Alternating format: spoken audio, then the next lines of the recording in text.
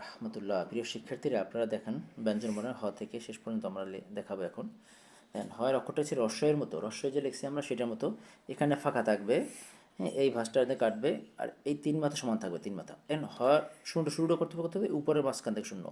এই যে দুইয়ের ক্ষেত্রে বলছিলাম যে এইটার সমান থাকবে, এইটার সমান থাকবে, ঠিক এখানেও সেম একই।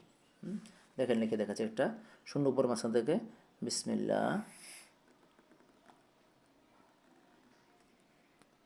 হ্যাঁ, তো নিয়মটা যেটা বলছি দেখেন, এখানে ফাঁকা আছে, এখানে দেখেন এইটা সমান আছে, এখানে এইটার সমান আছে। পরিষ্কার লেখা পরীক্ষায় বেশি নম্বর। লেখাটা পরিষ্কার হইতে হবে পরীক্ষায় যেতে, তাহলে বেশি নম্বর পাওয়া যাবে। ঢয়শূন্যরার ক্ষেত্রে যে মূল নিয়মটা, কালো নিয়মটা লক্ষ্য করুন, যে আমি দাগ দিয়ে বুঝেছি কি, মানে এই টানটা সোজা বেশি অর্ধেক পূরণ আসবে, এইটার অর্ধেক এইটা উঠবে, এবারে ঘুরে এসে এখানে ফাঁকা থাকবে, এই দুইটা সমান থাকবে, ফাঁকা থাকবে, দেন এরকম ঘুরে আসা, দেন এখানে এসে ফাঁকা থাকবে, শূন্যটা ছোটো শূন্য করে দেবো। এই ধরুন ঢয়শূন্য রাখতেছি, এখানে একটা লক্ষ্য করুন, এই এই এখান দিয়ে আইসা এখানে আইসা এই এখানে শূন্য দেওয়া, এই মাত্রাটা যতটুকু অক্ষর ততটুকু দিলাম। এই রসম রয়ের ক্ষেত্রে একটা ফলো করবেন, ছয় লেখার ক্ষেত্রে সেম একই, রস্ব দীর্ঘ লিখতে, ওটা লিখতে, এখান থেকে এইটা চতুর্থ জায়গানো মাপ, এখান থেকে একই মাপ হবে, দুই মাপটা আমার সমান থাকবে, কম বেশি হবে না,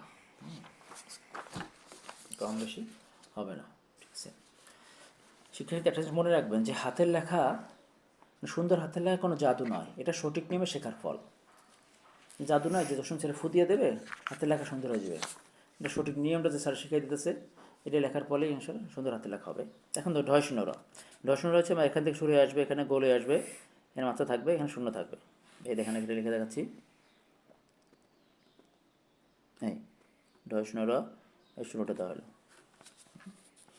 জিকিরগুলো কিন্তু দেখা আছে যে প্রতিটা অক্ষর জিকির সহিত গড়ে উঠুন, প্রথমটা সাথে বিসমিল্লাহ, তারপর সাথে সুবহানাল্লাহ, আলহামদুলিল্লাহ, লা ইলাহা ইল্লাল্লাহ, আল্লাহু আকবার, আস্তাগফিরুল্লাহ, সাল্লাল্লাহু আলাইহি সাল্লাম। এটা এগুলো আমার নিজের হাতের লেখা।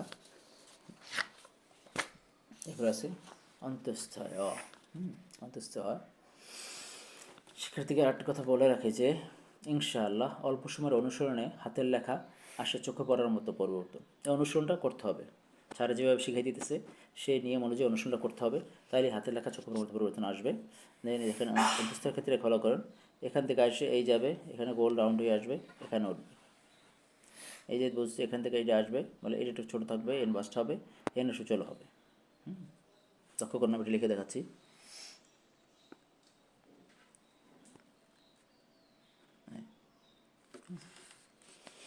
হাতের লেখা জন্মগত নয়, চর্চায় অর্জনযোগ্য। দেখছো হাতের লেখাটা কি জন্মগত নয়, যেন লেখা আছে হাতের লেখা জন্মগত নয়, চর্চায় অর্জনযোগ্য। এবার আছে খণ্ডতা। লিখুন সুন্দর, এগিয়ে যান দূর। লিখতে হবে কি সুন্দর করে, এগিয়ে যেতে হবে অনেক দূর। খণ্ডতার ক্ষেত্রে এই দুটো সমান থাকতে হবে, শূন্যটা এখান থেকে আইসে এই দুটো সমান থাকতে হবে, এই যে এখান থেকে শুরু হবে এই খণ্ডতা। হ্যাঁ, জিকির এখানে দেওয়া আছে, দেখেন এই জিকিরগুলো করবেন ইনশাআল্লাহ।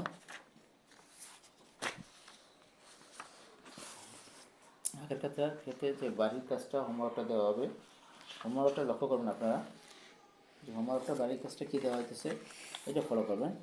যে আমাদের বাড়ির কাজ যে বলা হইতেছে সবগুলো অক্ষরের ক্ষেত্রে বাড়ির কাজটা সবসময় ফলো করবেন। এরকম স্টুডেন্টের ক্ষেত্রে বাড়ির কাজের ক্ষেত্রে কি, শীটের ডট ডট দেওয়া প্রতিটি অক্ষর জিকের সহিত 5 বার করে হাত ঘুরিয়ে 2 লাইন লিখবে, 2 লাইন লিখবে। 2 নম্বর হচ্ছে কি, অর্ধমাত্রা ও মাত্রাবিহীন অক্ষরগুলো মুখস্থ করে 3 বার লিখবেন। সেটা দেওয়া আছে আপনাদেরকে। আর জসিম স্যারের 5টি সূত্র মুখস্থ করে 1 বার লিখবেন। এইগুলো আপনারা সবসময় বাড়ির কাজ কমপ্লিট করে নিয়ে আসবেন। এখন দেখেন অনুস্বার ক্ষেত্রে দেখেন কি, এই দুটো সমান আছে, শূন্য এখান থেকে আইসা এই দুটো সমান থাকবে অনুস্বার। দেখেন এটা লিখে দেখাচ্ছি, এই হ্যাঁ, ভুল পদ্ধতি নয়, পরীক্ষিত সূত্র শিখুন। কোনো ভুল পদ্ধতি শেখা না, পরীক্ষিত সূত্র স্যারের, জসিম স্যারের পরীক্ষিত 5টি সূত্র আছে, হ্যাঁ, এই সূত্র অনুযায়ী শিখবেন, তাহলে সুন্দর হবে। শূন্য অনুসার বিসর্গের ক্ষেত্রে শূন্য দুটো সমান হবে, এই শূন্য দুটো সমান হবে, বিসর্গ চন্দ্রবিন্দু। হ্যাঁ, চন্দ্রবিন্দুটা হচ্ছে কি, দুটো মাথা সমান থাকবে, এখানে গলে আসবে এই শূন্য প্রণাসে দেওয়া, এই দেখেন এই চন্দ্রবিন্দু। শেষ ব্যঞ্জন বর্ণ কিন্তু এটা যুক্ত বর্ণ আছে, যেটা আমরা সবসময় লিখি, দেখেন সেটা আছে কি, ক্ষীয়, ক যোগ মূর্ধন্যস্ব ক্ষীয় কেউটা আমি লিখছি দেখেন, এটা আমার হাতের লেখা না, বইয়ের লেখা না কোনো। কেউটা হচ্ছে তিনটে একটা সমাহার বলি, এক এই দুই এখানে আসছে, এখানে সুচল চোখ হয়ে আবার এখানে ঘুরে এসে এই আসছে। এখানে এটা দিয়ে বুঝেছি এটা হচ্ছে এটা ছোটো হবে, এখানে সুচল হবে, চোখা হবে। কেউ কেউটা দেখেন আর একটা লিখে দেখেছি, লক্ষ্য করুন। এই এখানে এসে কেউ দেখছেন, কেউ। তো এখানে একটা কথা বলা হয়েছে যে দশম স্যারের হাতের লেখার 5টা সূত্র, যে আপনাদের আগেও সর্বর্ণ শেষ ক্লাসে দেখানো হয়েছে, এখানেও ব্যঞ্জনমানের শেষ ক্লাসে, ব্যঞ্জনমানের শেষ ক্লাসে আপনারা সেই 5টা সূত্র ফলো করবেন, 5টা সূত্র মুখস্থ করবেন বাসায় সবসময়।